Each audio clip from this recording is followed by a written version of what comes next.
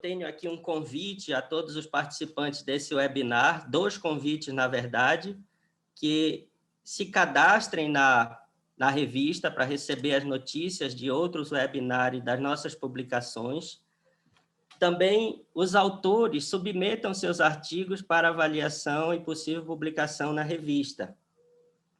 Eu quero informar que nós vamos ter uma fala dos nossos autores aqui, em torno de 20 a 30 minutos, e depois nós vamos responder perguntas selecionadas do chat. Então, quem quiser fazer alguma pergunta, pode escrever no chat, nós vamos selecionar aqui. As perguntas que eventualmente não sejam respondidas, a gente pode depois encaminhar os autores para contato com os nossos leitores, aos quais eu agradeço muito a presença aqui. Então, eu estou com os 3 autores aqui do artigo de contabilidade e tributação.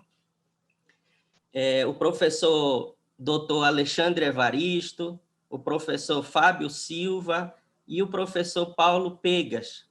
Então, eles são os que vão nos brindar aqui com seu conhecimento. Eles vão nos brindar com seu conhecimento aqui, então eu sou muito grato pela participação deles, pela publicação do artigo e por eles terem aceito o convite de participar aqui desse webinar e compartilhar o conhecimento, o vasto conhecimento deles no assunto. Então, sem mais palavras, eu passo a palavra aqui ao professor Fábio Silva, que vai iniciar essa apresentação. Então, professor Fábio, muito obrigado. A palavra é sua.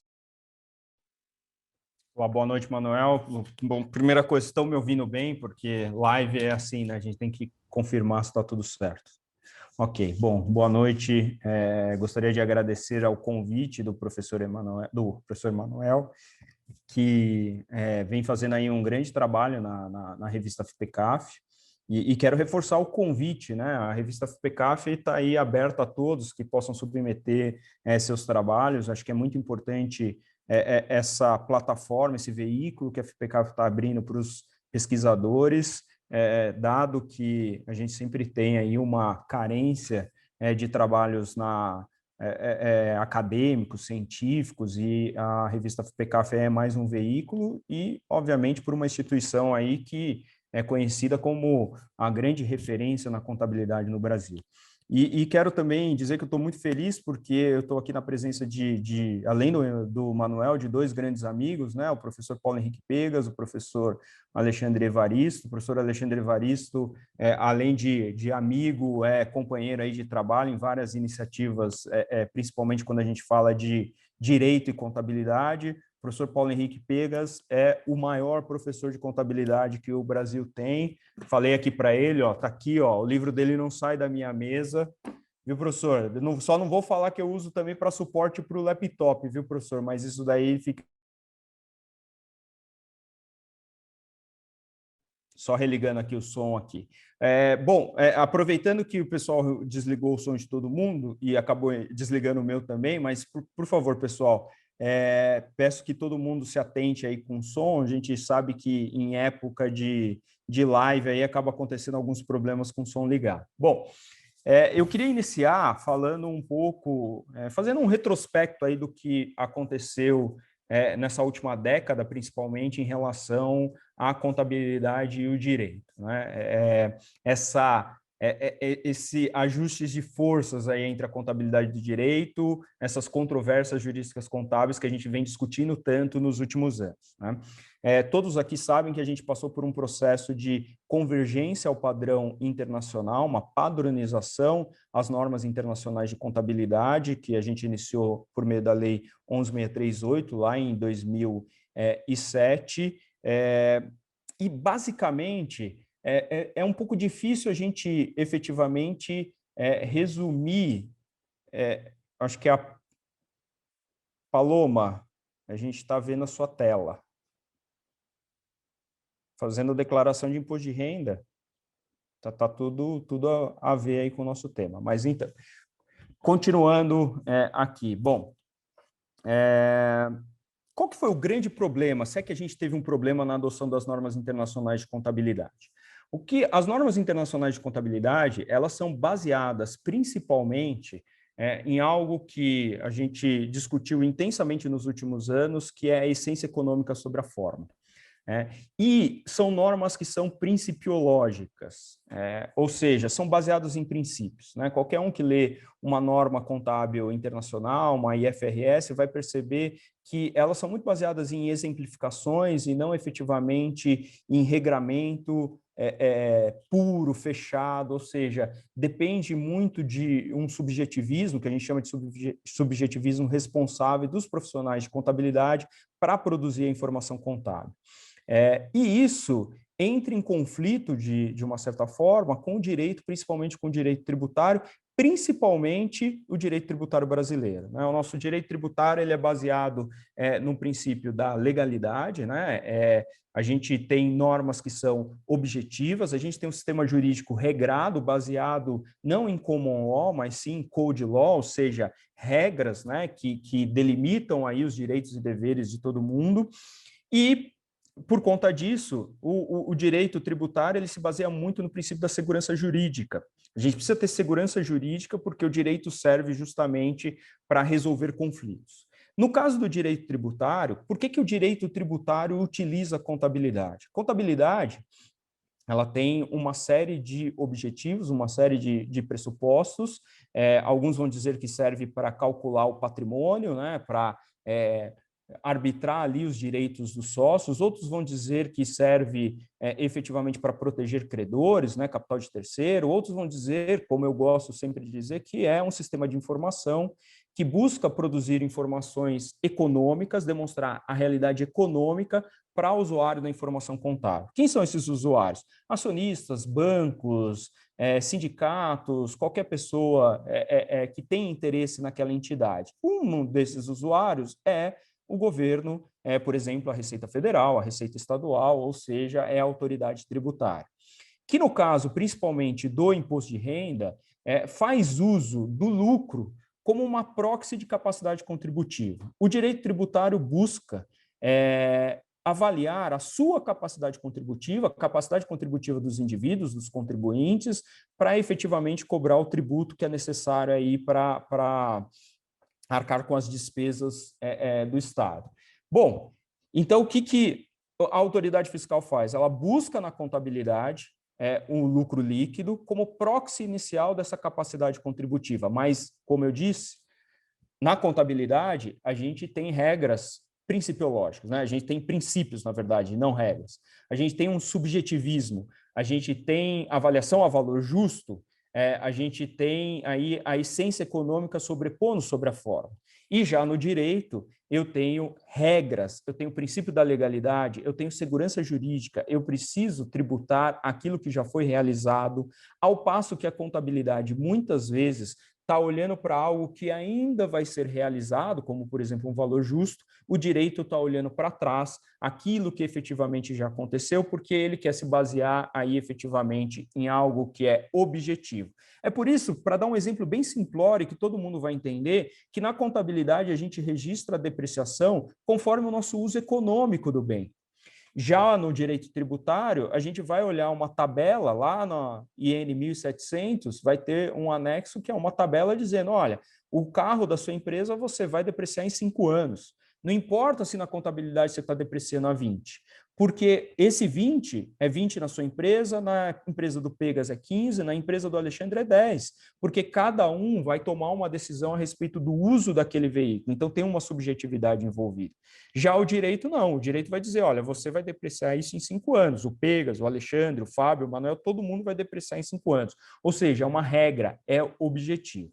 Bom, portanto, percebam que quando a gente adota as normas internacionais de contabilidade, as chamadas IFRS, a gente passa a ter um conflito que não existia antigamente. Por que não existia antigamente? Não existia antigamente porque as normas fiscais se sobrepunham às normas contábeis.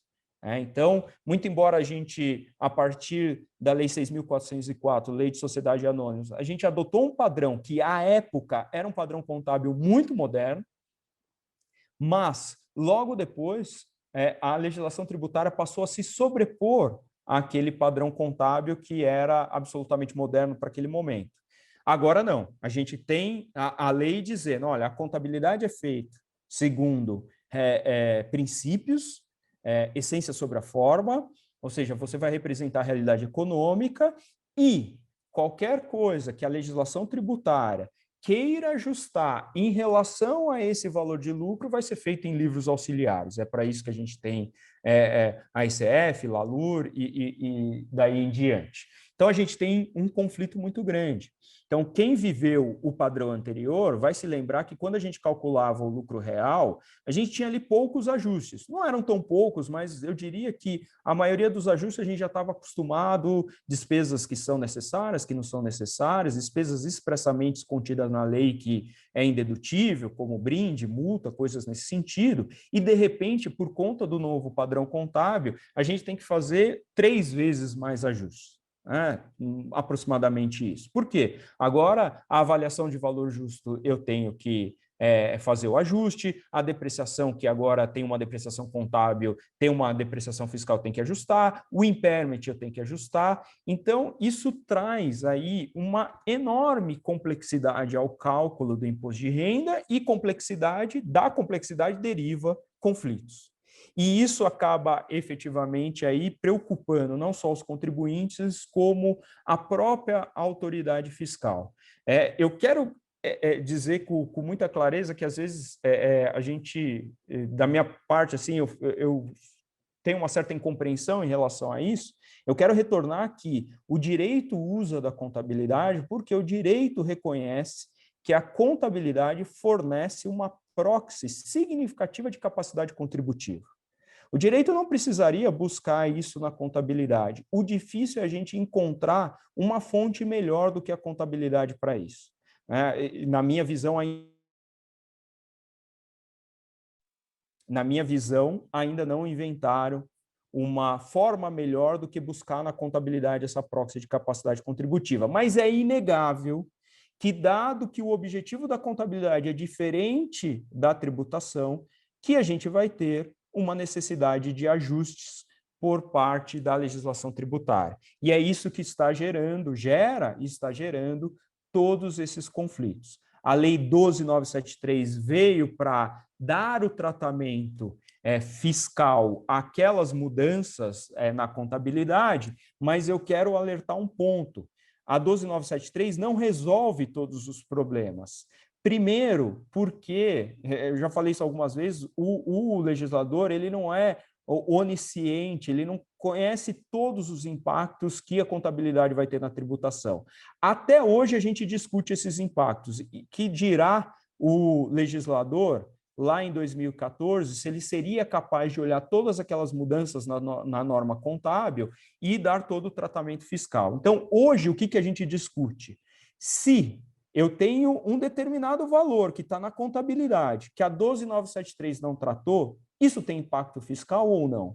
Ou seja, na medida em que o legislador foi ciente a respeito de algum registro na contabilidade, automaticamente eu devo tributar ou deduzir aquele montante, ou, a despeito do legislador ser omisso, não significa que ele aceitou as mudanças contábeis. Então, isso é o que a gente discute praticamente todo dia, o que gera um conflito. Não por outro motivo que a gente tem tido aí debates que vêm sendo feitos sobre a possibilidade da gente adotar uma espécie de contabilidade tributária, ou seja, a gente tem um padrão contábil tributário específico para cálculo do imposto de renda, como forma de minimizar esses conflitos. E, obviamente, que isso é polêmico. Bom, eu queria fazer essa introdução e passar a palavra para o nosso querido professor Paulo Henrique Pegas, que vem aí discutindo, estudando bastante essa questão. Então, professor, a palavra é sua. Está desligado o seu microfone, professor. A gente esquece disso, a gente pensa que está na sala de aula, né? Que está do lado ali, é só falar. Primeiro, obrigado aí, professor Fábio, porque ele passe açucarado, né? No pé certinho, depois de uma brilhante exposição como essa. Professor Manuel Farias, muito obrigado aí pela organização do evento, pela oportunidade de participar com essas duas feras aí no artigo, né? Um prazer também escrever, vai ficar no meu currículo lá. eu ter conseguido um dia escrever um artigo com o professor Alexandre Evaristo, esse profissional extremamente qualificado, né, professor Fábio? E além disso, uma pessoa muito humilde, um padrão, um exemplo para todos nós. Bom, aproveitando esse ensejo, né, professor Fábio, essa alegria, eu esqueci de falar alegria, meus alunos. Tem a Juliana que lembrou do alegria, eu não posso esquecer. São 10 minutinhos só, vou tentar me ater ao tempo, já perdi um minuto aí falando besteira. O que o professor Fábio colocou, né, é muito importante. A subjetividade e a objetividade, né? A contabilidade jamais deixará de ser subjetiva, porque é a razão de existir da contabilidade, né? Ela precisa da subjetividade para melhor informar aos seus usuários diversos, né? O principal deles é o dono, os investidores, a gente costuma dizer, mas tem diversos outros. Então, a contabilidade precisa dessa subjetividade. Ela precisa reconhecer todas as despesas atreladas, vinculadas, associadas a uma venda, né, que ela realiza. Mas essa venda, né, professor Fábio, ela pode ser feita a prazo e aí tem uma perda estimada no mesmo momento da receita que eu devo reconhecer. Mas qual perda estimada? Eu tenho um histórico, só o histórico talvez não seja suficiente. Eu tenho a perspectiva, também não é suficiente. Então cada um vai avaliar de um jeito, né? A empresa A fará de um jeito, a B de outro, a C de outro. O Banco Central vai determinar uma norma, né? Os demais órgãos reguladores outra norma. Se eu estiver vendendo a prazo, mas também um bem de consumo durável, eu tenho uma cobertura de 1 ano, 1 ano e meio, 2 anos para o meu cliente. Qualquer problema de fabricação ele vai consertar o bem sem gastar nada. Então isso seja uma despesa de garantia. Aí é a discussão do próprio CPC de receitas, né? O 47 que referendou o IFRS 15, se eu separo a receita ou se eu mantenho em despesa. Mas eu gosto mais da lógica da despesa. Eu vendo por 100 e tenho um risco de consertar, de gastar 1, 2, 3, aí é estimativa. Cada um vai colocar um valor e aí mais uma vez a subjetividade. A legislação tributária, além de tudo que o professor Fábio já falou, né, do valor presente, do valor justo, da depreciação, o fisco não tem como trabalhar isso, não tem, né? Eu me recordo, antes da proibição da dedução da PDD em 96, na 9430, né, valendo a partir de 97, a regra anterior do fisco era uma regra que pegava a perda dos 3 últimos anos, apurava uma média e considerava aquele valor dedutível como provisão. Isso era de extrema complexidade para os fiscais validarem, né? Tudo bem que a informática ainda não estava tão avançada como está hoje, mas isso era muito difícil deles validarem. Então, isso foi até um pedido deles na época: olha, cria outra regra, porque essa aqui eu estou validando, porque eu não consigo. Os sistemas, eu pego o sistema de cada empresa, não é um sistema unificado, né? Então, o cachorro ficou aqui o tempo todo, resolveu latir na hora da minha participação, mas faz parte do processo. Aqui é bem tranquilo, só que o cachorro não tem como controlar. Alegria. Mas então, o que a Receita Federal começou a fazer em 2019, né, professor Fábio, que eu achei muito interessante e o professor colocou bem aí no final da sua apresentação: buscar um caminho de uma contabilidade tributária, uma contabilidade fiscal. Sugeriu a criação, na verdade não criou porque não tem nenhum documento, o único documento é um PowerPoint, não tem um projeto de lei, nada montado, mas em diversos eventos capitaneados pela equipe da Receita Federal, a doutora Cláudia Pimentel à frente da equipe, eles sugeriram a criação da DRF. Rapidamente eu queria comentar essa DRF. O que seria isso? Eles queriam uma nova demonstração do resultado, mas não mais do exercício contábil como nós fazemos ali com toda a subjetividade nossa. Uma demonstração do resultado fiscal. E por que a Receita caminhou para esse lado? Como o professor Fábio bem lembrou, a 12973 integrou tudo que foi possível da contabilidade moderna no cálculo do imposto de renda, né? Fazendo os ajustes ali, as adições e exclusões recomendadas. E ficou aquele famoso artigo: o que a contabilidade fizer de novo não está valendo. A legislação, nova lei, deverá regulamentar essa novidade. E eu participei até aí na FPCAF mesmo de algumas reuniões com a academia, com o pessoal do CPC, com o professor Eliseu Martins comandando, a equipe da Receita Federal, para ajudá-los a entender eu me lembro do IFRS 9, né, instrumentos financeiros lá, do IFRS 15 das receitas e um pouquinho do 16 de arrendamento mercantil. E eu sentia a dificuldade dos colegas da Receita Federal. Pô, como é que eu vou transformar isso aqui em algo objetivo, tangível? Porque a Receita Federal é objetivo, é prática, né? Ela não, como o professor Fábio bem lembrou, eu vou fazer uma provisão de garantia de 2, ele de 3, o professor Alexandre de 4 e o professor Manuel de 6. E nenhum de nós pode ser que esteja errado, os 4 podem estar corretos. Como é que ela vai fazer? Ela não vai aceitar a regra de cada um. É impossível ela ficar entendendo regras de cada empresa.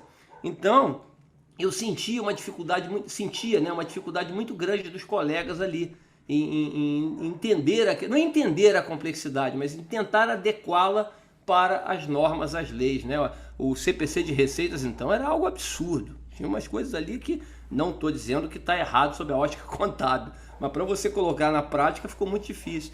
E aí eu até mandei um e-mail na época lá para a equipe da Receita, fiz um material sobre isso, um texto. A gente coloca isso de forma implícita nesse artigo, né, da diferença do lucro contábil, fiscal, e incentiva muito as práticas de pesquisa, que é muito importante no artigo. Mas eu fiz a sugestão ali da gente tentar, e acredito que em algum momento a gente vai chegar a isso, tá? Não a minha sugestão, não, mas vai caminhar por esse lado, trilhar por esse lado, que é o quê? Cada conta de resultado na contabilidade ter números de 1 a 4. Toda conta pode ter número 1, 2, 3 ou 4. É claro que, por exemplo, despesa de pessoal, salário, hora extra, essa conta vai ser número 1. Energia elétrica, aluguel, telefone, vai ser número 1. O que seria a conta número 1? Despesa ou receita? Tributável ou dedutível? Na posição que ela estiver. Normalmente a despesa a débito, a receita a crédito. Então, toda vez que eu contabilizar uma conta e analiticamente escrever ali conta número 1, já vai vir parametrizado, né? O sistema colocou número 1, ela seria dedutível barra tributável. Conta número 2, toda vez que eu registrar essa conta, que o sistema colocar uma conta neste valor, ela será ajustada e a débito ou a crédito, na posição que tiver, a débito uma adição, a crédito uma exclusão. Embora normalmente aqui, não é sempre, mas normalmente você teria uma adição da despesa e uma exclusão da receita. Eu falo normalmente porque poderia ter o contrário. Porque quando você vende a valor presente, eu registro 100 na receita, né? A receita é 100, a nota fiscal foi 100. Então, receita bruta 100, contas a receber.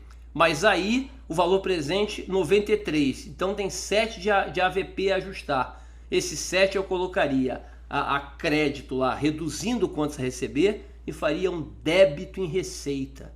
Quer dizer, mas conta número 2. Quer dizer, a receita, na hora da contabilidade, ela apresentou lá 93. Só que eu teria a conta número 1 tributável, 100.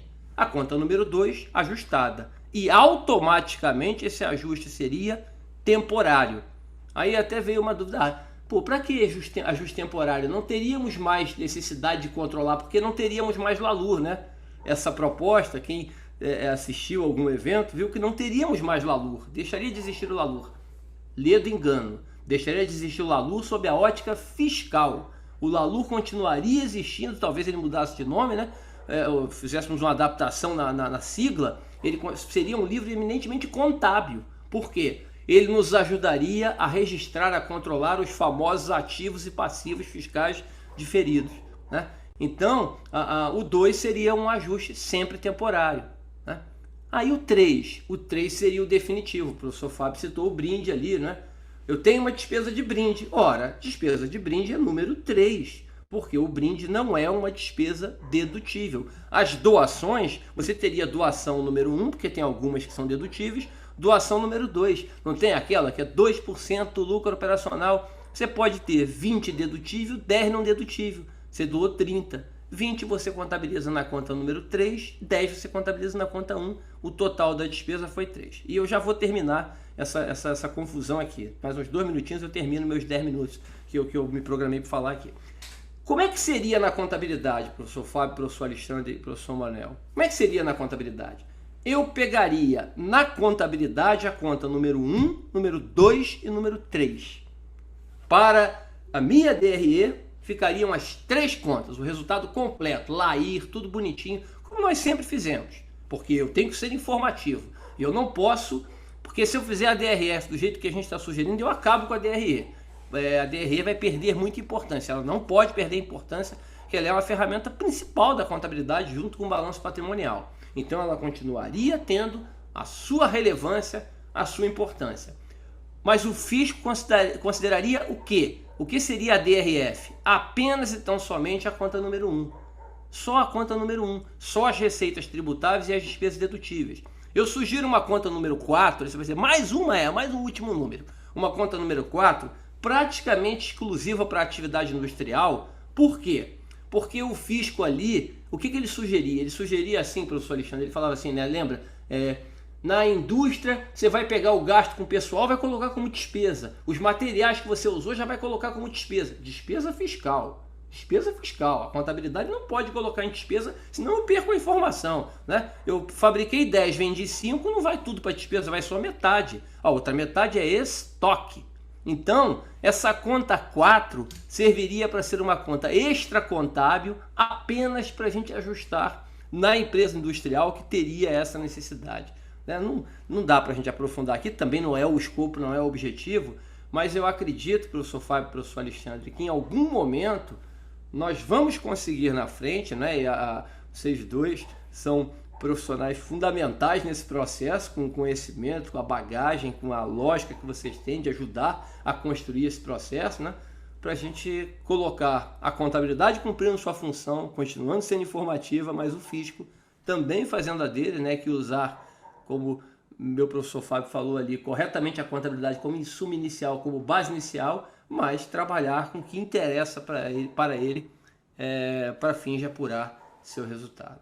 Tá? É isso que eu queria falar aí, fico à disposição depois para as perguntas, querendo passar agora a bola, né? Passar agora a bola, não com a mesma qualidade do passe que eu recebi, mas passar a bola agora para o querido professor Alexandre Evaristo Pinto, né? Para ele fazer as considerações dele e coroar com o brilho que sempre tem essa apresentação nossa aqui. Obrigado, professor Pegas. Em primeiro lugar, boa noite a todos. Sempre é um prazer estar aqui num evento, sobretudo que a gente está com um grande público aqui, quase 200 pessoas. Então, isso mostra o quanto o assunto é atual e relevante, né? Então, isso é muito bacana. A responsabilidade minha é muito maior aí, porque eu tenho que manter o nível dos amigos aqui, do professor Paulo Henrique Pegas, a quem tanto admiro e cujo manual de contabilidade tributária sempre serviu como uma fonte ali para a gente tirar as dúvidas. Então, é bastante engraçado, professor Pegas, mas muitas vezes a gente se depara com uma questão prática, eu e o Fábio a gente começava a discutir e depois a gente ia tirar teima ali exatamente na sua obra. Então é muito bacana. E o professor Fábio também é um grande amigo, a gente tem diversas iniciativas conjuntas, então também uma grande alegria estar ao lado. E também, né, o professor Manuel Farias, não posso deixar de agradecer e também parabenizar pela revista FIPECAF. A revista FIPECAF, ela veio com tudo, essa edição ela tem artigos de diversos professores do primeiro time ali, tem artigo do professor Eliseu Martins sobre Goodwill, artigo do professor Reinaldo Guerreiro, dentre tantos outros autores ali. Então, o nosso artigo é um mero artigo humilde perto dos demais, mas eu convido todos a se cadastrarem no site da revista FIPECAF, a baixarem e lerem os artigos, aí conforme a conveniência de vocês, mas os artigos estão muito interessantes.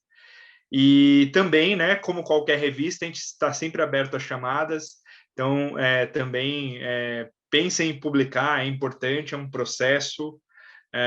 No começo a gente tem um pouco de receio ali, mas faz parte, a gente vai se desenvolvendo só dando a cara a tapa. Então, parabéns aí ao professor Manuel, que esse daqui eu acho que já é o quarto evento, né? Ele fez um com o professor Eliseu, depois com a professora Patrícia, de Contabilidade do Setor Público. É o quinto já? Não, então, eu não vi então. Eu vi depois com o professor Reinaldo Guerreiro. Bom, pessoal, o tema de hoje, tal qual o professor Fábio falou no início, ele fala, no nosso artigo, ele versou ali sobre as relações entre contabilidade e direito. E, de fato, ao olhar para cada uma dessas ciências, a gente vê que elas têm objetivos distintos ali, né? A contabilidade, exatamente tal qual o professor Fábio adiantou, ela vai buscar registrar, por meio de um processo contábil de reconhecimento, mensuração e evidenciação, transações econômicas de uma entidade. Então, ela tem essa proposição de mensurar e dar uma noção patrimonial, econômica e financeira de uma entidade. Obviamente, esse processo, essa transformação, traduzir a realidade econômica para a linguagem contábil não é automática, tem um papel muito importante do contador.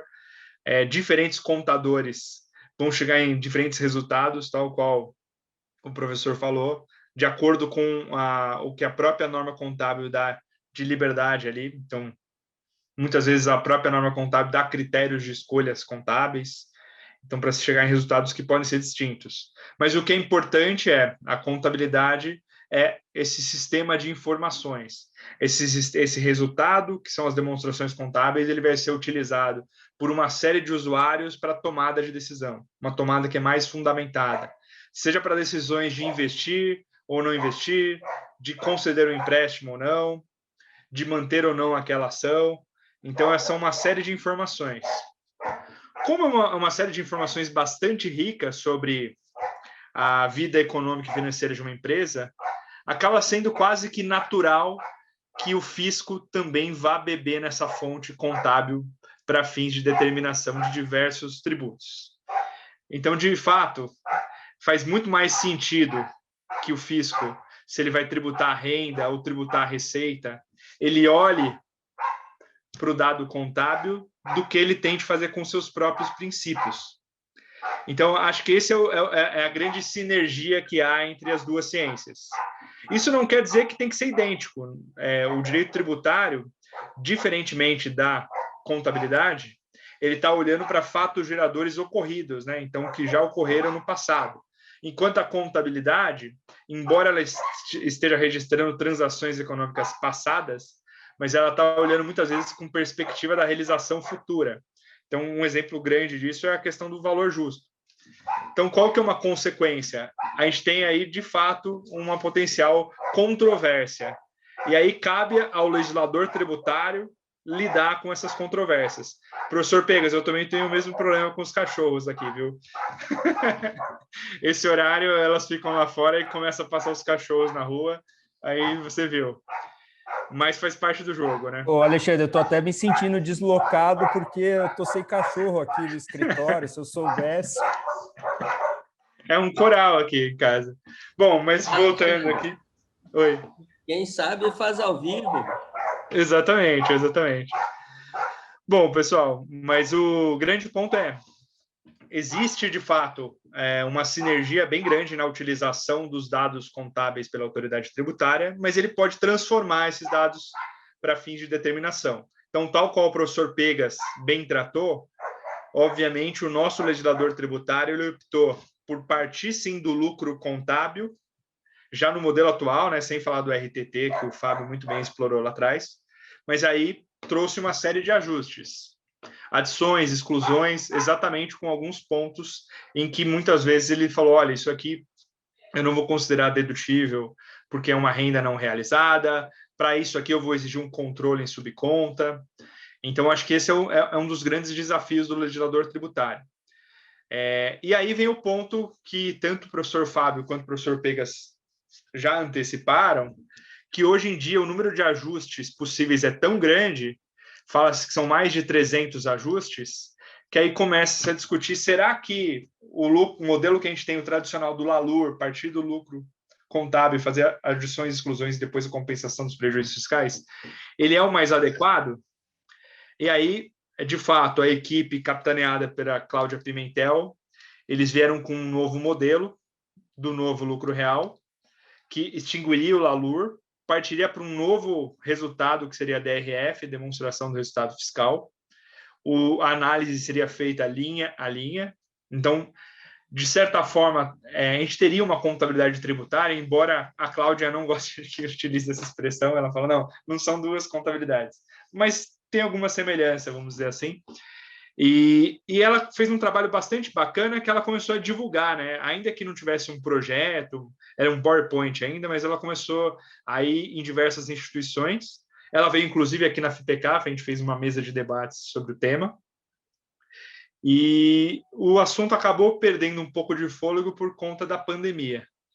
Mas é um assunto que pode voltar à tona aí porque, de fato, hoje os ajustes são tantos e a gente, sobretudo nos últimos anos, a gente teve algumas alterações contábeis significativas, que o professor Pegas pontuou, o IFRS 9, o IFRS 15 e o IFRS 16, que são diversos os ajustes e eles podem dar um trabalho bastante grande para quem trabalha na empresa nos departamentos fiscais, já que as alterações de critérios contábeis são neutras, né, pela 12973, e também dão um trabalho para fins de obrigação acessória, parametrização dos sistemas internos de informação de cada uma das empresas. Então, o desafio é gigantesco. Então, assim, essas são as palavras iniciais aqui. Depois eu convido todos vocês a lerem o artigo. No artigo, a gente vai falar um pouquinho dessa relação ora amistosa, ora conflituosa entre direito e contabilidade, com as funções específicas de cada uma dessas ciências. A gente vai tratar especificamente da evidenciação da tributação sobre o lucro, sobretudo porque eu fiz o artigo ao lado de 2 especialistas no CPC 32. Então, a gente vai falar um pouquinho desse desafio, não só do reconhecimento do tributo sobre o lucro corrente, mas também do tributo diferido, que é onde está a maior parte do desafio, os ativos e passivos fiscais diferidos, que basicamente vão decorrer daquelas diferenças temporárias ou que a gente já ofereceu para tributação no valor e vai poder deduzir no futuro, ou um prejuízo fiscal que a gente vai poder compensar no futuro, ou aqueles valores que a gente excluiu e a gente vai ter que ofertar a tributação no futuro quando for realizado, por exemplo, pelo regime de caixa. E também trouxemos aí uma novidade, essa menos tratada e mais recente, que é a questão da interpretação técnica do CPC número 22, que trata dos tratamentos tributários incertos. Essa também aqui, a gente sabe que estamos num país em que, muitas vezes, para ter uma discussão tributária no judiciário, demora décadas. Vide o caso de exclusão do ICMS da base de cálculo do PIS e do COFINS, que mesmo com mais de 18 anos para julgar, saiu a decisão e isso em 2017, até hoje a gente não sabe dizer o que é certo. E as empresas têm esses desafios. E aí, eu vou demonstrar, vou evidenciar ou não esses tratamentos incertos? Mas como determinar se aquele tratamento é incerto ou não? Se tudo praticamente é incerto no Brasil. E se eu evidenciar, será que eu não tenho um efeito contrário de estar chamando a atenção para um eventual ponto que uma fiscalização não haveria? Então, só nesse sentido, convido todos a lerem o artigo. E aí, passo agora a palavra para os demais também, para considerações adicionais. Eu só queria colocar um detalhe, Alexandre, que o problema da ICPC 22 é o seguinte: quando tudo é incerto, nada é incerto. Essa é uma regra da vida. Então, esse que é o problema do ICPC 22. Quer dizer, se a gente não tem certeza de absolutamente nada, resolvido está. E acho que isso vem acabando se mostrando na prática. Não sei se o professor Pegas quer falar. Não, é isso mesmo. Concordo com você. Em relação a isso, ok. Ok, então eu devolvo a palavra para o Manuel. Manuel, fica à vontade. Ok. Obrigado pela bola passada aí, né? Eu entendi que o Paulo gosta do futebol. Eu queria dizer também que gosto de jogar futebol. Mais do que assistir, eu gosto de jogar um futebol de salão, um futebol de campo também.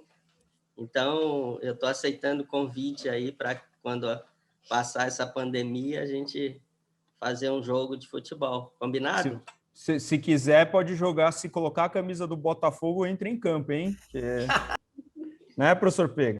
Tá feia a coisa, exatamente. Tudo bem, para jogar um futebol eu faço esse mega esforço aí, não tem problema não. Bom, muito obrigado, Alexandre, Fábio e Pegas, pela exposição aí de vocês. Nós vamos agora, temos alguns minutos para algumas perguntas aí que podem ser feitas aqui no chat. Eu peço aí aos participantes que não esqueçam de registrar a presença no link que eu coloquei no chat para fins de emissão de certificado. E eu gostaria de iniciar aqui fazer uma pergunta para vocês aqui, para a gente iniciar essa nossa segunda parte, que é o seguinte, meus caros, vocês indicaram aí na fala as complexidades, a dificuldade de integração, contabilidade, as regras diferentes De fato, a gente tem a contabilidade tributária, porque é uma contabilidade cuja finalidade de tributação é diferente da finalidade de avaliação de desempenho financeiro, por exemplo. Então, mas a contabilidade está preparada para gerar informações de acordo com a necessidade dos usuários. E o Estado, o governo, o fisco, o tributador, é um usuário legítimo, um dos mais importantes usuários da contabilidade. E aí, parabéns pela atuação de vocês, com muita profundidade, com muita competência na área tributária, que é uma área extremamente importante para a sociedade, para a contabilidade, para os negócios. E a gente tem aqui a expectativa, como cidadão também, de que o sistema tributário seja eficiente, que o sistema tributário consiga melhorar de alguma forma, né? O que significa melhorar, isso aí é bastante discutível, mas eu queria perguntar para vocês aí no contexto da reforma tributária, que está sendo discutida, sempre estão sendo discutidas muita reforma tributária, qual a perspectiva disso e quais seriam os temas que seriam interessantes que os nossos possíveis autores aqui submetam para a revista, para a gente publicar, para dar sequência no artigo que vocês escreveram, tá certo? Temas que têm assim, o potencial de ter um impacto nas organizações, que esse é o foco da nossa revista. A gente quer publicar artigos que sejam lidos pelos profissionais e que tenham impacto na atividade, no dia a dia das organizações. E quais temas, então, seria interessante que a gente publicasse nas próximas edições da revista? Então, antes de passar para vocês, só informando, nós já estamos com a próxima edição no forno, então daqui a pouquinho já vai sair a próxima edição, tá bom?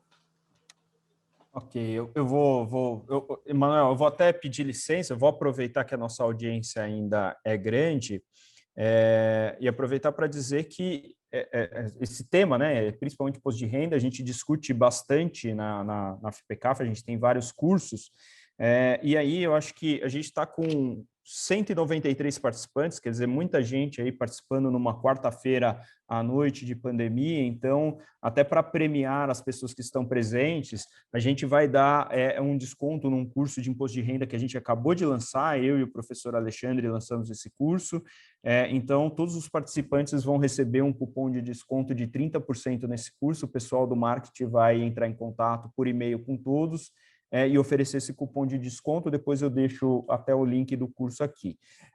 Agora, a respeito especificamente da temática, eu acho que aí tem uma infinidade de temas para discutir em relação à contabilidade e direito, à contabilidade tributária, quer dizer, o tema de tributos diferidos é um tema ainda que merece bastante discussão nesse sentido.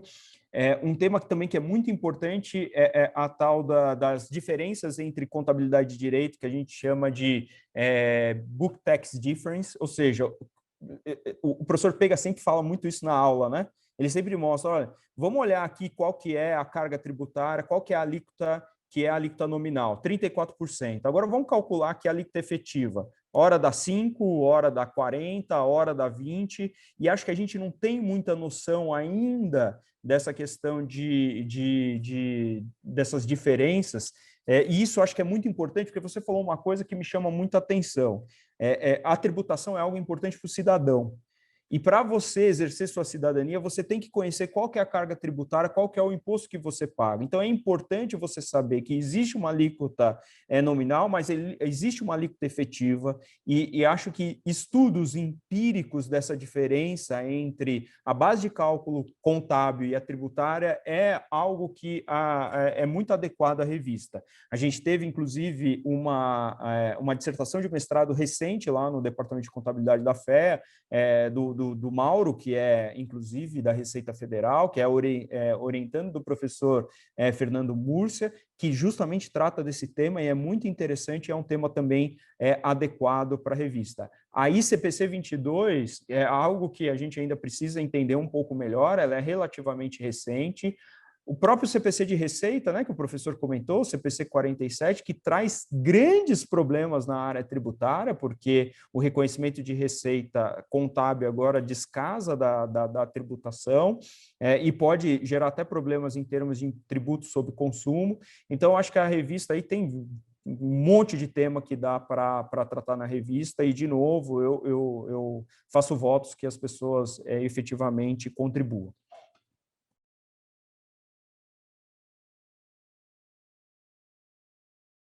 Ótimo, ótimo. Obrigado, professor Fábio. Nós estamos com algumas perguntas aqui no chat, e eu vou selecionar, conforme eu falei aqui, algumas perguntas e a gente vê. Se faltar alguma, depois a gente caminha para os autores. Então, a Viviane, ela comentou aqui qual o momento que você irá tornar o AVP, né? E o Pegas, ele já fez aqui um comentário, certo? No chat também, se ele quiser comentar alguma coisa aí, fica à vontade também, para os demais. E o Bruno Bento, ele fala aqui, professor Pegas, o senhor citou o conceito das 4 contas, mas apenas para as contas de resultado, certo? Contas patrimoniais não seriam objeto de apuração, como, por exemplo, as contas de provisão hoje, que geralmente são ADD das contas patrimoniais. Então, o Pegas comentou aqui já alguma coisa para o Bruno, mas talvez valha a pena... Mas posso completar, professor Manel, posso completar. Eu pensei nisso na época, não avancei, achei que não era necessário no primeiro momento, mas ouvido aí o Alexandre e o Fábio, quem sabe a gente refina o artigo aí, né? A gente repensa, discute, quem sabe a gente coloca, a gente fez esse artigo, acho que foi publicado na revista da PET, a gente pode publicar, fazer um avanço nele, né? Nele e complementar, buscar, analisar. A princípio eu não vejo, hoje muita gente controla em conta patrimonial, né? Controla as adições temporárias em contas patrimoniais, nem controla em resultado. É legal, é importante, mas eu prefiro considerar em resultado porque automatiza, né? Nessa necessidade nossa de automação, eu acho que na conta de resultado dá um pouco de trabalho no início, na parametrização, depois a coisa fica automática. Bem interessante mesmo. Mas não acredito que precise fazer no resultado, não, num primeiro momento, mas posso ser convencido sem problema nenhum depois. Aliás, essa nossa área sempre a gente pode ser convencido, né? Porque é uma área muito dinâmica. Legal. Algum comentário adicional dos nossos Alexandre e Fábio? Não, aproveitando a deixa aí, né? Na verdade, os artigos do professor Paulo Henrique Pegas são bem interessantes, né? E eles geram uma baita discussão.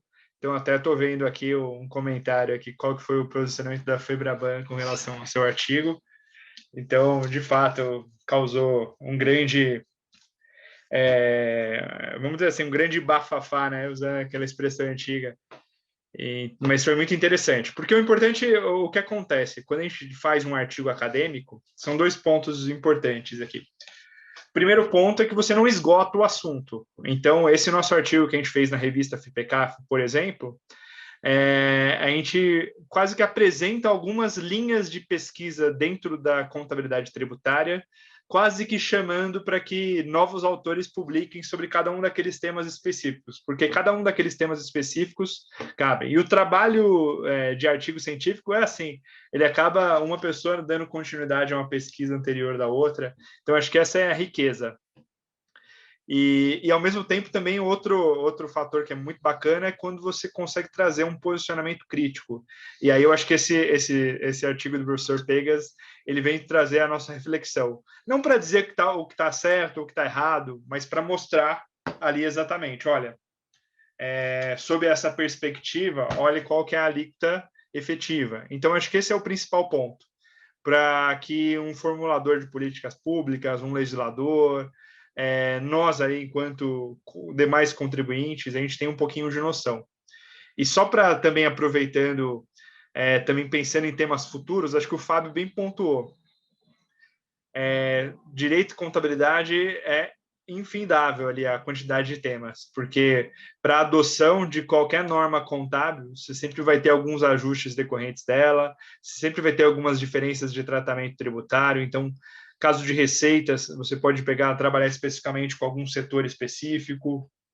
Caso de arrendamento também, mesmo vale para instrumentos financeiros.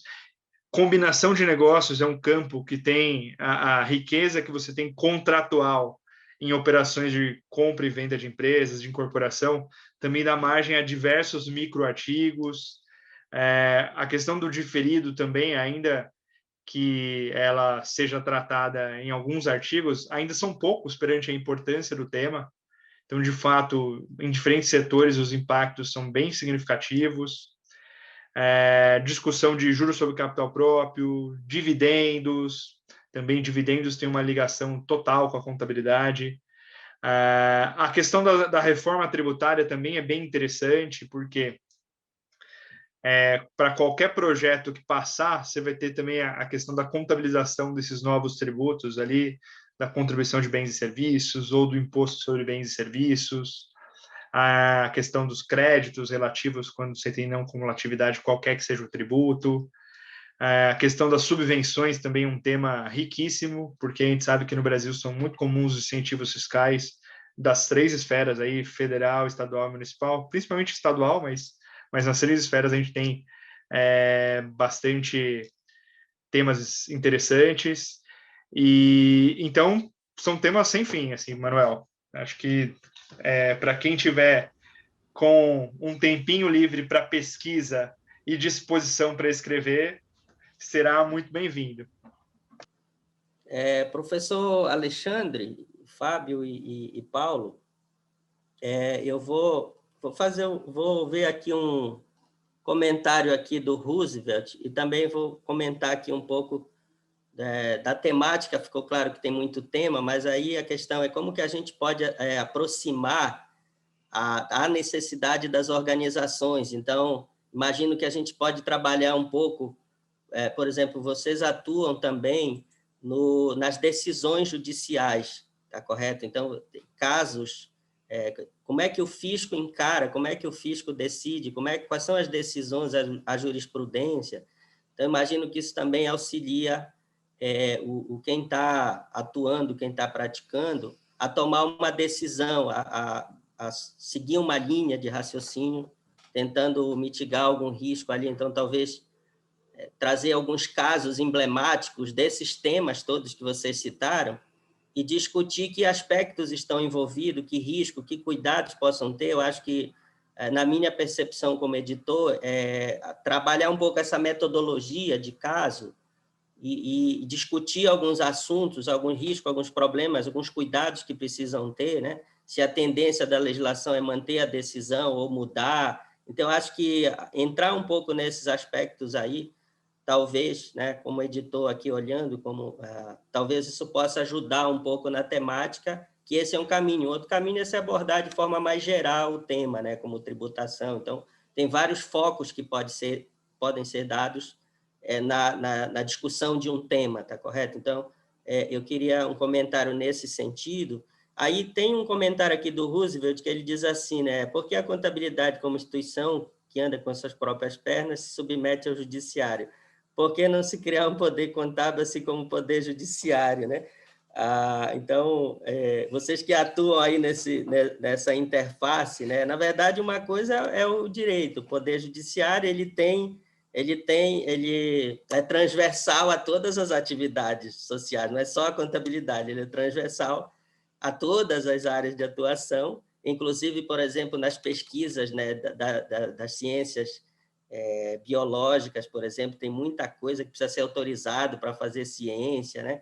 Então, realmente, o direito é transversal e não tem outro jeito. Na verdade, nós somos uma disciplina das ciências sociais e existe um todo. Então, realmente, existem conflitos de interesse, né? E não vai mudar. Esse é o objeto sobre o qual nós atuamos. O que a gente precisa é, muitas vezes, alinhar, mitigar riscos, entender o processo objetivamente para buscar caminhos alternativos. Então, faz parte do fato da realidade, mas eu queria que vocês comentassem, então, e aí eu pediria que vocês três fizessem um comentário geral sobre essa questão do método que eu falei, da transversalidade do direito, né? E daí um tema super importante. da interface entre direito, contabilidade e negócios, de maneira geral, e que essa fala de vocês ela fosse como umas considerações aí finais, né, a respeito do nosso debate aqui, que não esgota, não encerra o assunto, só abre caminho para que a gente promova outros momentos. Ok, bom, essa pergunta do Russo é tão profunda aí que acho que nem se eu fosse o Montesquieu eu conseguiria arrumar uma resposta aí, porque isso é muito difícil mesmo. E digo mais, viu, Russo, é bom a gente tomar cuidado com as ideias que a gente tem, viu, porque alguém pode ver isso e essa live vai ficar gravada. Vocês estão me ouvindo ainda? Ok, porque deu uma travada aqui. Essa live vai ficar gravada e vai que alguém ouve e fala o seguinte, olha que boa ideia, vamos criar um quarto poder, a gente já está tendo problema com 3, hein? Mas criar 4 poder aí, acho que vai ser problemático. Mas eu acho que tem um sentido no que o Russo está falando, no sentido de que talvez a contabilidade e o direito ela tá tão próxima, tão unida, e ao mesmo tempo há tantas controvérsias, que muitas vezes esses temas chegam no judiciário e aí, de fato, a gente levanta a dúvida até que ponto que o Poder Judiciário está preparado para avaliar essas controvérsias. Quando a gente está falando no âmbito administrativo, aí, por exemplo, um processo de combinação de negócios, que é super complexo, vai cair na mão aqui do nosso amigo Alexandre Evaristo, lá no CARF, e eu tenho absoluta certeza que ele está plenamente preparado para julgar isso, e também tenho certeza que do lado dos representantes do fisco, também eles estão bastante preparados para isso, né? E faço votos que todos os julgados sejam feitos com imparcialidade, com independência e sem pressão de um lado a outro. Acho que é importante pontuar isso, dado a fatos recentes. Então, acho que quando a gente vai para o administrativo, a gente tem efetivamente ali um fórum capaz de discutir isso. No Poder Judiciário, talvez o que a gente precisaria não é, obviamente, um quarto poder, mas talvez a gente ter várias próprias, específicas, especializadas para a discussão de casos envolvendo questões de natureza contábil. Não sei se os meus colegas concordam com isso. Já aproveito para agradecer a todos a presença e ficar à disposição para dúvidas posteriores. Eu queria... Oi, eu queria só que vocês incorporem aí do Felipe como a última questão aí que está no chat na fala de vocês, os dois que vão falar, tá bom? Acho que o professor Alexandre vai responder com qualidade aqui, o Felipe. O Caio tinha feito uma pergunta só um pouquinho atrás, bem rápido, não quero me alongar, porque não é exatamente o foco do nosso... Embora está integrado, né, com o nosso trabalho, o problema da alíquota efetiva e alíquota nominal, esse artigo dos bancos, né, o Fábio Granier do Valor pediu, acabou colocando lá, e ideologicamente quem a Febraban não gosta, né, reclama, é natural. Agora, não tem como contestar nenhum número ali, porque o número está correto, né? Os bancos tiveram lucro de 100, pagaram 32 de imposto de renda, esse é SLL, e tiveram 18 de tributo diferido, ou seja, despesa de 14 em 10 anos. Não peguei um ano só para não ser incoerente, distorcido, não, peguei 10 anos. Então, é nominal, peguei valor nominal? Sim, valor nominal, logicamente de cada ano, lucro, tudo de cada ano. A gente sabe que o tributo diferido ele é um ativo ruim, porque ele é um ativo que não tem qualquer correção. Então é um ativo sem atualização. E eu fiz questão de explicar isso no artigo, nas 28 páginas. É que eu não sei se o pessoal leu ou só viu o que interessava. O pessoal que reclamou, né, da Febraban. Mas o artigo está lá, tranquilo. Fiz a apresentação também explicando bonitinho, tudo certinho. Os motivos são JCP, a variação cambial, que o próprio governo já está consertando agora em 2021. Já começou a tributar lá a variação cambial de investimento no exterior, que começa a ter tributação parcial em 21 e completa em 22. E a própria variação de alíquota vai acontecer agora de novo. Vocês lembram? A alíquota aumentou de 20 para 23 de CSLL, não foi? Os 10 principais bancos, os 4 principais bancos, para não falar os 10, BB, Itaú, Bradesco e Santander, eles devem ter hoje um estoque de crédito tributário de ajuste temporário, adição temporária líquida de 250 bilhões, professor Fábio, professor Alexandre e professor Manuel Farias. 250 bi. Aí, presta atenção, se ele tem 250 bi de adição temporária, o que você faz? você vai ajustar isso, 250 bi, perdão, de tributo diferido, né? 200 bi de tributo, aí você joga para cima. 2 vezes e pouquinho, isso dá 600 bi. Se você pega 3% disso, dá 18 bilhões. Quer dizer, a simples elevação da alíquota vai jogar um resultado positivo no balanço dele de 18 bi, né? Então, o artigo está lá, vamos reclamar como sempre, ninguém gosta de ter os dados expostos, mas são dados públicos, não tem nada fechado. Quanto à observação da integração, né, e da lógica de aceitar da informação contábil ser a base para instrumento judicial, eu acho que a contabilidade é pouco utilizada ainda em decisões polêmicas envolvendo tributos, principalmente tributos sobre o consumo. Reclamação direta, prática, em relação ao ICMS nas bases do PIS/PASEP e da COFINS. A decisão já foi tomada, como bem disse o professor Alexandre, 4 anos. Fez 4 anos agora em março, que está acabando hoje. Então já tem 4 anos que a decisão foi tomada, e apesar do juiz já ter dado o pênalti, o gol ter saído e o time ter sido campeão, até agora os torcedores adversários estão discutindo, dizendo no bar que não era para dar, e como foi 6-4, fica sempre a polêmica, né? Foi pênalti, não foi, mas já foi dado o pênalti. Aí hoje a forma de discutir é só o seguinte: como é que você vai bater esse pênalti? O goleiro vai poder se movimentar? Não vai? Que é a decisão ali de qual valor que você vai tirar da base. Mas o mais importante é o seguinte: a contabilidade é muito pouco utilizada nessas decisões. Eu já fiz alguns treinamentos em algumas unidades que decidem, né, alguns tribunais, e eu percebo isso. Como a gente tem uma informação contábil integrada nos processos, ainda com pouco... Ainda bem que o CARF hoje tem um corpo, né, de profissionais ali, incluindo um que está aqui, né, que todos nós sabemos quem é, o professor Alexandre, qualificadíssimos e que vem melhorando bastante o processo, melhorando a qualidade das decisões já há alguns anos, alguns longos anos. Mas ainda assim a gente carece de melhor qualidade, melhor informação contábil integrada nos nossos tribunais. E aí eu passo para o professor Alexandre, aí até ele responde, Felipe, você, acho que ele vai responder com melhor qualidade aí. Obrigado a todos pela presença, né, uma audiência dessa fantástica, pô, muito legal, obrigado mesmo. E obrigado, professor Manel, professor Fábio, professor Alexandre aí pela oportunidade. Obrigado ao professor Paulo Henrique Pegas aqui, que deu um passe açucarado aí, para não perder a analogia. Bom, pessoal, com relação à questão do Felipe, basicamente o artigo...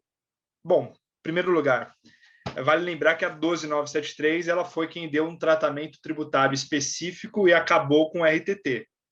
Então, ela acabou, o legislador tributário, olhando para várias das alterações contábeis existentes até então e dando um tratamento tributário específico. Ora, ele trouxe algum ajuste, ora, ele não trouxe ajuste nenhum. Mas o que acontece é que a gente sabe que a normatização contábil ela passa por diversas alterações. Nos últimos anos, foi isso bem frequente, IFRS 9, IFRS 15, IFRS 16. Então, foi muito bem o legislador ao prever um artigo ali, se tiver alguma alteração de norma contábil, esses efeitos não vão ser, vamos dizer assim, não vai ter efeitos para fins tributários até que venha uma lei tratando especificamente. Então, essa é uma norma bem importante porque ela garante que o legislador tributário olhou para as normas contábeis vigentes até aquela data da lei dos 973. E aí, o que acontece, Felipe? Acabou se decidindo no parágrafo único do artigo 58 que esse trabalho de olhar para as novas normas contábeis para verificar se houve alteração ou não ficaria a cargo da Receita Federal. Então, desde então, o que acontece é que a Receita Federal ela vai sentar ali com os membros do nosso Comitê de Pronunciamentos Contábeis, vai analisar a nova norma contábil, vai estudar, vai verificar se houve ou não alteração e vai emitir uma instrução normativa dizendo quais são os ajustes, em que não houve alteração de critério, onde houve alteração de critério e quais são os ajustes a serem feitos. Na verdade, eles vão até além, porque muitas vezes eles acabaram sendo omissos lá na 1293, então às vezes eles colocam, olha, essa prática aqui não é alteração de critério, mas vai contra o que diz as normas tributárias. Então também tem essa hipótese. E aí o que acontece? ao determinar que a Receita Federal é esse vigilante da nova alteração, há diversas possibilidades, né? Porque, de fato, quem que vigia esse vigilante, né? Eu tenho até um artigo que eu fiz com o professor Fábio e com o professor Eliseu, que também está na revista Direito Contábil da APET, no volume 1, que a gente brinca um pouquinho sobre esse tema. E de fato, com relação ao CPC 47 de receitas, se você for perguntar, por exemplo, para alguns autores, eles vão falar, não, o CPC 47 ele é a mesma coisa do CPC 30, não alterou nada na sua essência. Lógico que, por ser uma norma que até partiu de uma paquera, de um namoro com o FASB, ela tem um detalhamento muito maior, ela não é tão principiológica. Mas eles vão falar, não, mas as ideias que estavam ali já estavam no CPC 30. Então, não teve alteração nenhuma. Então, diversos são os autores que pensam assim. Mas, para a Receita Federal, quando emitiu a instrução normativa correspondente, ela falou, não, para tais temas houve alteração, ainda que no CPC 30 não tivesse nada a respeito. Então, cria-se ali uma potencialidade de conflito, sim, mas, teoricamente, em que pese tenham esses problemas, e de fato eles existem e podem existir ainda mais, cria-se uma segurança jurídica e uma previsibilidade também. Porque se não fosse a Receita Federal que fosse decidir se houve ou não alteração de critério jurídico, ia caber a cada contribuinte fazer essa análise. E aí, a cada contribuinte fazer essa análise, se fosse eu, o Manuel, o Paulo Henrique Pegas e o Fábio, contadores de 4 empresas diferentes, cada qual ia olhar ali e falar, não, houve alteração, não houve. Então, ia ter uma diversidade de critérios. E, de fato, aí o que ia acontecer, a Receita Federal também ia acabar formulando o conceito dela, que provavelmente ia ser parecido com o da IN, e para quem pensou diferente, ela ia ter uma autuação fiscal. Então, assim, tem o lado positivo de ser definido a Receita Federal é a previsibilidade. Mas isso não pode passar incólume a críticas, porque, de fato, pode ser que ela não faça uma análise mais adequada para algum ponto específico que não necessariamente houve critério. E aí você acaba ficando sem um canal para poder discutir que não houve. A não ser que você entre com uma ação judicial, que vai demorar anos, etc. e tal, e aí a gente vem a mesma história da exclusão do semestre da base de cálculo ali. Mas só vai atender aquele contribuinte que pediu a ação judicial. Então, como tudo na vida, há prós e contras. E, por fim, agradeço aqui a presença do professor Paulo Henrique Pegas, do professor Fábio. Foi uma honra ter o artigo publicado com os dois. E agradeço também ao professor Manuel, não só pela organização do evento, mas pela condução que ele vem fazendo segura da revista FIPECAF. E aí eu já aproveito e passo a palavra para o professor Manuel fazer o encerramento. Perfeito. Bom, eu é que agradeço a contribuição de vocês para a contabilidade, para a revista, para os usuários, para os nossos leitores, e já deixo aí eu acho que vocês têm insumo aí para continuar tanto esse webinar como as publicações na revista, e nós estamos aqui abertos como espaço para a divulgação desses trabalhos tão relevantes. Tá? Então, eu fico muito grato, como os professores me falaram aqui, esse vídeo vai ficar gravado no canal da FIPECAF, então vai ser um material de consulta, um conteúdo para futuras consultas, e para que a gente mantenha, para que a gente tenha um norte, aí, uma agenda das questões que podem ser melhor trabalhadas nos artigos. Então, eu só tenho a agradecer.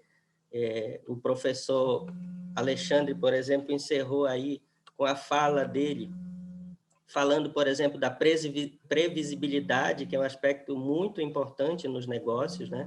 O nosso custo Brasil é muito afetado pela não previsibilidade, então eu concordo com isso, né? Então, são muitos aspectos que a gente poderia destacar aqui, e podemos destacar esses muitos aspectos porque estamos tratando com especialistas no assunto, tanto do ponto de vista acadêmico como do ponto de vista da prática das organizações, tá? Então, por isso eu agradeço o tempo de vocês, a disponibilidade de vocês, reforço o convite aos nossos leitores para se cadastrarem na revista, porque cada informação dessa, por exemplo, quando o vídeo estiver editado e disponibilizado, eu disparo um e-mail para os cadastrados na revista, além de curtir as nossas redes sociais, para que a gente possa ampliar o nosso trabalho aí, alcançar mais pessoas e contribuir com a contabilidade tributária aqui no Brasil. Então, nós vamos ficando por aqui. Muito obrigado, Paulo, muito obrigado, Fábio, muito obrigado, Alexandre, mais uma vez, e até a próxima, e muito obrigado a nossos leitores, que são a razão da existência da revista. Eu que agradeço, Manuel. Obrigado. Até mais, professor Pegas. Prazer sempre vê-lo. Alexandre, eu te vejo todo dia, então é um prazer também, mas... Tchau, tchau, Manuel. Então, obrigado. tchau para todos aí. Bom feriado aí para vocês. Amém. Até mais. Boa Páscoa.